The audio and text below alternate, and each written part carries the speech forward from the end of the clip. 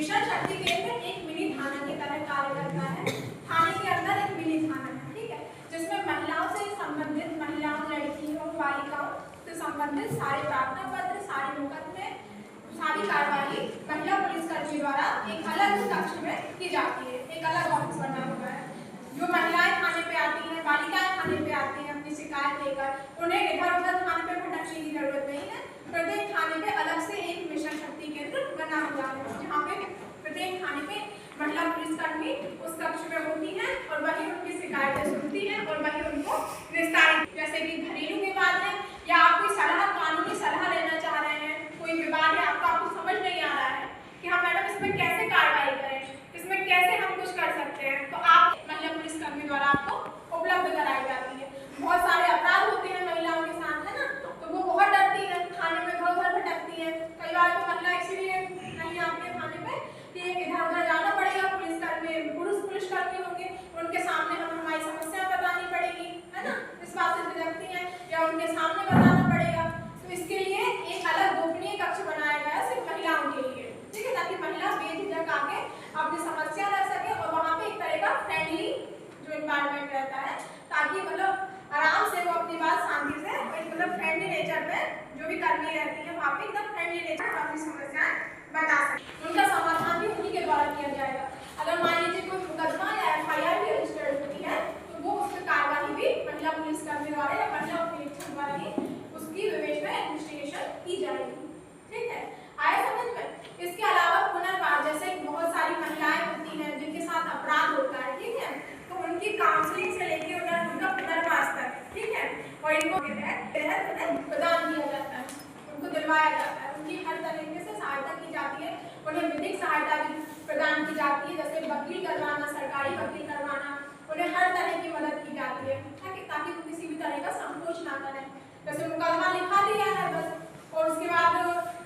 चलो FIR हो गई है, ठीक है, तो उसके बाद क्या कार्रवाई है, उसके बाद जो महिलाएं लगती हैं कोर्ट जाना पड़ता है, बार बार समझ नहीं आता है, वकील करना पड़ता है, पैसे नहीं है, है ना। पुनर्वास के लिए जैसे कई लड़कियां रहती हैं, महिलाएं रहती हैं कि घर में विवाद है, सास ससुर से या कोई भी घरेलू हिस्सा है, पति से प्रताड़ित है, ठीक है, उसके बाद अब वापस जब मुकदमा लिख गया है वापस तो उस घर में जा नहीं पाएंगी वो, तो उनके लिए नारी निकेतन बने हुए हैं या बहुत सी ऐसी संस्थाएं हैं, अपना घर है या जो भी संस्थाएं हैं, 18 साल कम उम्र की लड़कियां उसके लिए CWC है, बाल कल्याण समिति है, ठीक है। तो ऐसे बच्चों को, ऐसे महिलाओं को हम उनको पुनर्स्थापित करते हैं, ठीक है, ऐसी जगह पे हमें उनको लेके जाएंगे, हमें उन्हें वहाँ पे उनका पुनर्वास कराएंगे, ठीक है, ताकि उन्हें इधर उधर भटकना ना पड़े और वो वहाँ पर आराम से रह सकें, ठीक है। इसके अलावा उनकी काउंसलिंग भी की जाती है, ठीक है। अगर मान लो कुछ मामले ऐसे हैं जैसे कि घर का मामला है, वो मुकदमा नहीं कराना चाह रही है, घर वालों से, जैसे कोई महिला है सास ससुर से पीड़ित है या अपने पति से पीड़ित है, वो चाहती है कि मुकदमा ना हो, हम दोनों पक्षों की काउंसलिंग हो जाए, तो उनकी काउंसलिंग भी की जाती है, उन्हें समझाया जाता है, ठीक है। हर तरीके से अगर काउंसलिंग से अगर उनका मामला शांत हो जाता है तो फिर वहीं उसका निपटान किया जाता है, और काउंसलिंग से नहीं हो पाता है तो फिर उसमें FIR दर्ज कराई जाती है, उसके बाद भी जो महिला है, जो पीड़ित है, उसकी पूरी सहायता की जाती है, उसकी विधिक सहायता, कानूनी सहायता और उसको जो भी मुआवजा है, जो उसकी सहायता, जितनी सहायता उसको मिल सकती है सरकार की तरफ से, जो भी योजनाएं हैं, ज़्यादा से ज़्यादा उसको उसका लाभ दिलाने की पूरी कोशिश करते हैं, ठीक है। यह है मिशन शक्ति का काम। मिशन शक्ति के हर थाने में बना हुआ है, ये एक अलग इसका केंद्र है, इसमें अलग इसकी पूरी कार्रवाई है, एक तरीके से पूरा अलग विभाग है थाने का। जैसे आप किसी कारणवश थाने भी नहीं आ पा रहे हैं, ठीक है, आप झिझक रहे हैं, आप संकोच कर रहे हैं, ठीक है, कि आप क्या बताएंगे, डरती है ना लड़कियां, बहुत ज्यादा डरती है, बहुत लोग नहीं जा पाते थाने, तो सीधे आप 10 नंबर से शिकायत कर सकते हैं, ठीक है, आप 10 नंबर पे कॉल करेंगे, तो ऐसा नहीं है कि आप बस कॉल करके छोड़ दिए तो फिर कुछ नहीं होगा, अगर आप 10 नंबर पे कॉल करेंगे ना तो वहां से फीडबैक भी लिया जाता है, ठीक है, वो आपसे दोबारा फोन करके पूछेंगे भी कि आपकी समस्या का समाधान हुआ है कि नहीं हुआ है, तो आपसे फीडबैक मिलेगा। भाई लोग रहते हैं, एक फलाना कोई रह गया वहाँ पे, और आने वाले जाने वाली लड़कियों को कमेंट करते हैं, कुछ भी कहते हैं, ठीक है। 10 नंबर पे आपसे क्या की हो, आपको 10 नंबर संबंधित थाना क्षेत्र को वो सूचना प्रेषित करेगा। संबंधित थाना जो भी, जैसे मान लो यहाँ से किसी लड़की ने 10 नंबर पे कॉल किया, ठीक है, तो वो जो सूचना रहेगी कपसेटी थाने पे आएगी, ठीक है। फिर कपसेटी थाना उस सूचना पे कार्रवाई करेगा, उस जगह पे जहाँ पे घटना घटी तो ये वहाँ पे जाएगा, वहाँ पे जो भी इस तरह के असामाजिक तत्व लड़कियों को परेशान करते हैं उन पर कार्रवाई करेगा, ठीक है। और उसके बाद जो कंप्लेनेंट जिसने कंप्लेंट की है उसे फीडबैक देगा कि आपकी जो समस्या थी, आप जिसके लिए कॉल किए थे, आप तो उसका समाधान हुआ है कि नहीं हुआ है, ठीक है। उसका फीडबैक भी वहीं से लिया जाता है, ठीक है। तो ये बहुत जरूरी नंबर है। अगर आप 10 नंबर पे कॉल करेंगे तो आपकी समस्या का समाधान 100% होगा, ठीक है, क्योंकि इसका फीडबैक भी लिया जाता है, तो इस पर कार्रवाई की जाती है ताकि आप पॉजिटिव फीडबैक है, ठीक है। इसके अलावा 1076 है, ठीक है। इसका यूज हम कब करेंगे, किसी को पता है 1076? नहीं, 1076 1076 मुख्यमंत्री हेल्पलाइन नंबर है। इसका यूज हम कब करेंगे,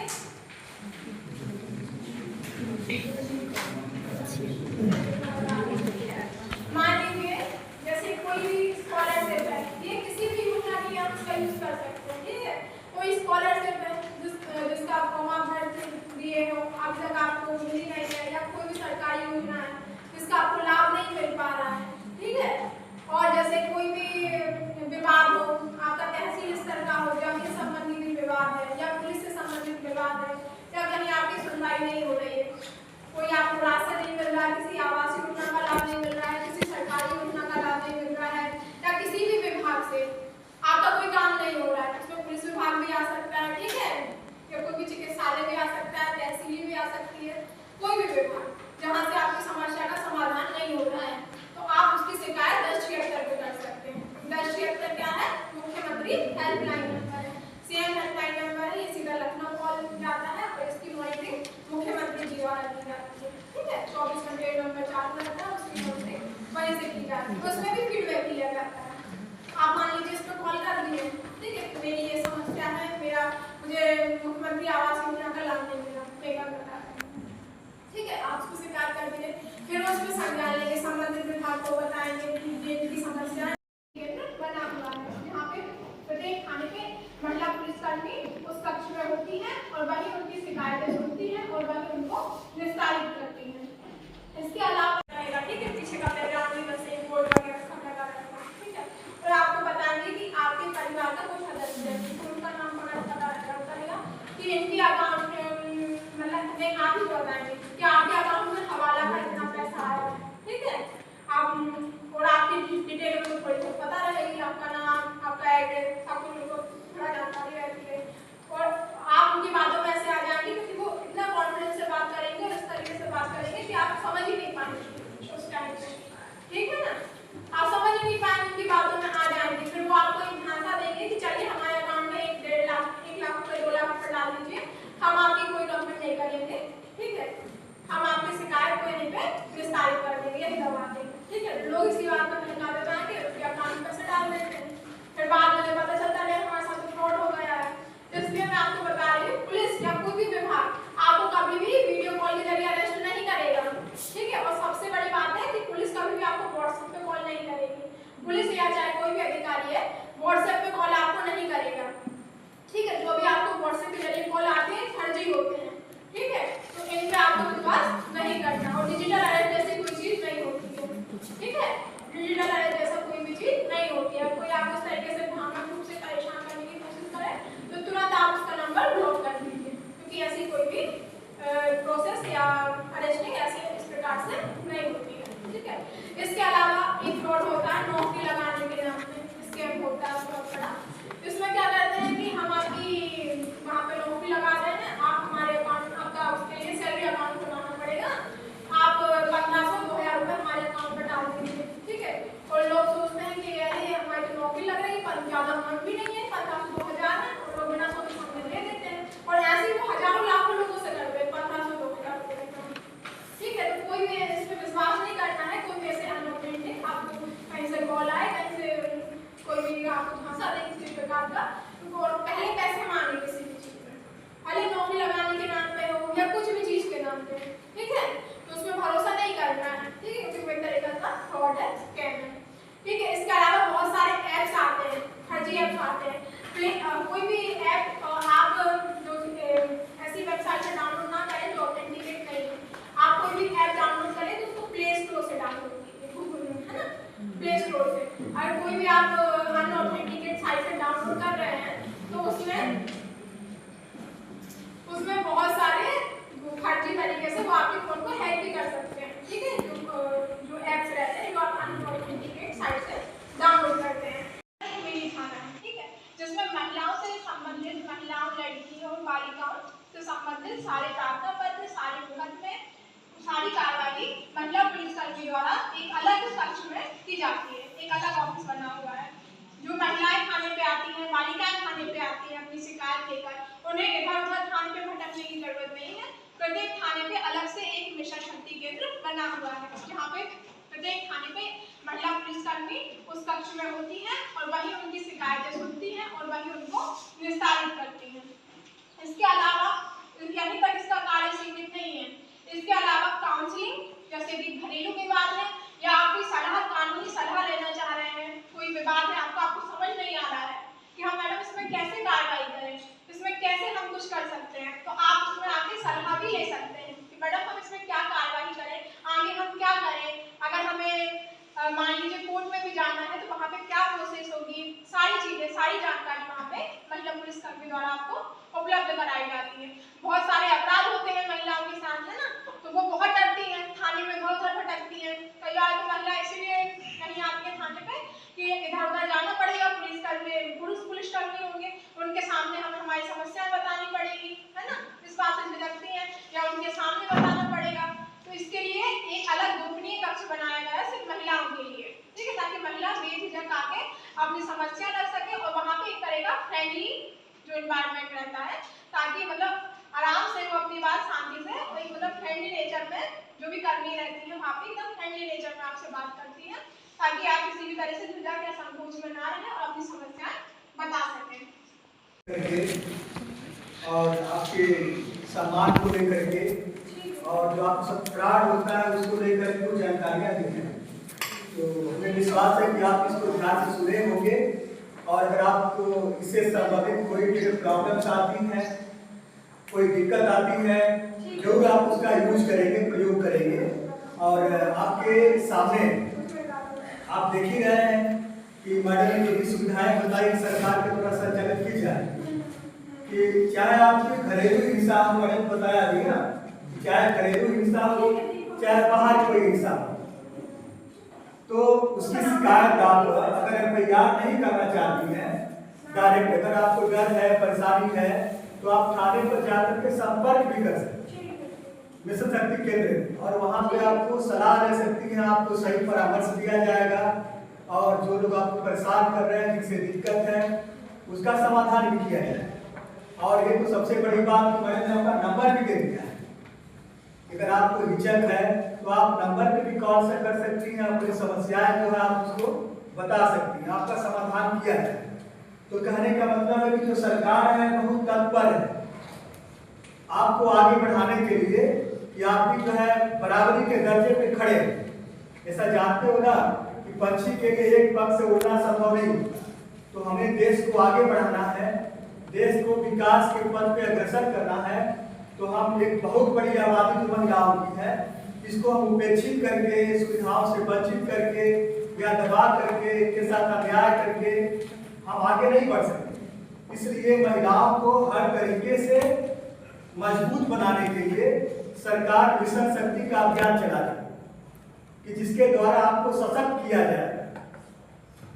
आपके सम्मान का एहसास कराया जाएगा कि आप एक सम्मानित हैं और आप हर एक पदों पर जा सकते हैं। तो हम लोग आपको बातें बताते रहते हैं कि आज का दिन था, पुलिस का दिन था, कि पुलिस के लोग आपको सुरक्षा व्यवस्था से संबंधित जानकारियां दी हैं, निश्चय ही आप उससे लाभ उठाएंगे। चाहे 112 नंबर की है, जैसा मैंने बोला कि अगर आपको कोई परेशानी है, कहीं दिक्कत है, कहीं रात हो गई है, देर हो गई है, तो आप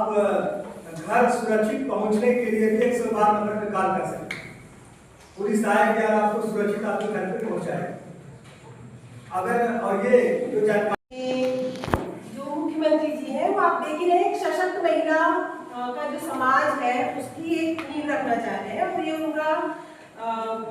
इंटेंशन है। तो एक नारी को सशक्त कराने के लिए 3 चीजें होती हैं। एक हो जाता है आपका शिक्षा, एक हो गया स्वास्थ्य और एक हो गया सुरक्षा। तो शिक्षा और सुरक्षा,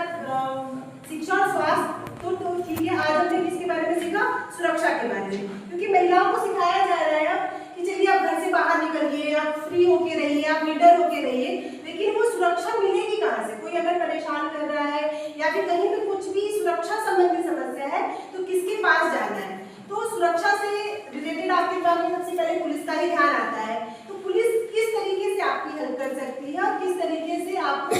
किस नंबर पे कॉल करना है या कहाँ से सुरक्षा आपको मिलेगी? तो आपको आज एक सही जानकारी से ही आप सशक्त बनते हैं। आपको सही जानकारी होना बहुत आवश्यक है। तो उम्मीद है आपको सही जानकारी बिल्कुल सही व्यक्ति से मिली है ना? कोई और बताता तो ऊपर नीचे बता सकता था, बट जो उसी लाइन में है वो आपको बिल्कुल सही जानकारी देता है। तो आज के इस कार्यक्रम में मैं